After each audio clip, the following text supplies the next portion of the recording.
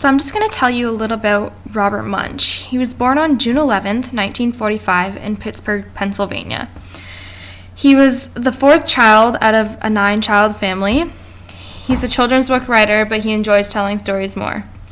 He was diagnosed as obsessive compulsive and manic depressive. He has written over 54 books, most were bestsellers. He gets his inspiration of books from children he has met or from his own head. For more info about Robert, you can go to his website, robertmunsch.com. Robert Munsch is a huge inspiration to all readers, as he makes stories that are fun, exciting, and funny to not only a young child, but to anyone who is reading them. He has overcome a lot in his life with his mental illness. He's not perfect, but who are these days? The reason he is able to make these stories is because he's really just a child at heart, and that's what I find so inspiring about him.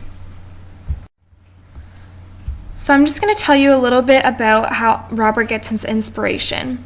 When he travels, he likes to stay with families instead of in hotels so that he can get inspiration from children that he meets.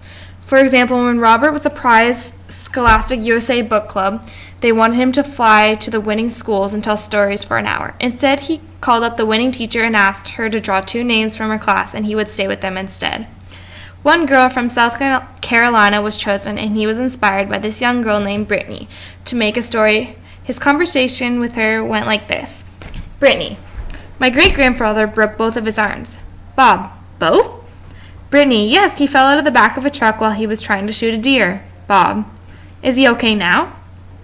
Brittany: yes, he got tired of his casts, and he had my cousin come over and saw them off so that he could go hunting. Bob: do you think that was a good idea? Brittany: yes, they just put the cast on him because he was old.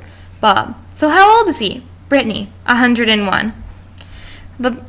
Bob made a story called Brittany's Granddad, which will be a book one day, but it's not published yet. Everyone knows the classic book Love You Forever by Robert Munsch. It is about the love between a mother and her child, but there is a deeper meaning to it, as the true meaning was from 2 stillborn babies that his wife had in 1979 and 1980.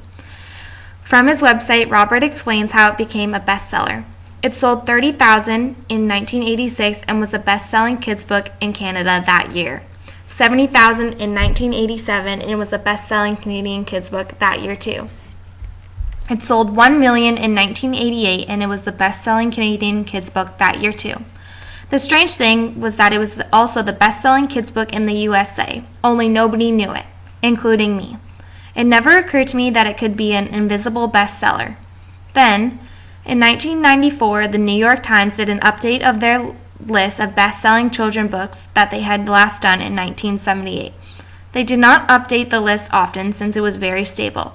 Goodnight Moon had been number 1 since forever. They found Love You Forever at the top of the list with 8 million copies sold. It's at 18 million as of 1999. This was very strange as they had never reviewed it, did not know that it existed, and it was Canadian, so it was foreign, and that it did not have a U.S. publisher or a distributor. Most reviews that you find about Mr. Munsch are always good because the readers find that he captures what is funny in a child's mind but also teaches a lesson along the way. A review from Goodreads.com talks about how the book Love You Forever is a classic and will be read for many years to come. Also, a reviewer says being a princess is fine, but using your brain is even better. Having a man in your life can be wonderful, but hold out for one who recognizes the best in you and can appreciate a woman who just might be smarter than he is. This shows how Robert really touches people's heart without even trying. That comment was from the book Paper Bag Princess, and it shows how Robert has an underlying meaning to every story. Some of Robert's quirks. Robert's books have been translated into over 32 languages, including 8 Aboriginal languages. He proceeds to write 2 books per year. The title always comes last when he writes a story. Munsch believes moving to Canada is why he became a storyteller. I don't think I would have told stories at all if I had stayed in the U.S. He made up Moira's birthday, smelly socks, and makeup mess on the same day in 1983, which he calls the best day ever for stories. When Munsch gets stuck on a story, he figures out a way to get kids to yell, "No!" a trick he learned when he was performing Thomas's Snowsuit. More facts about Robert are on Amazing Facts About Robert Munsch.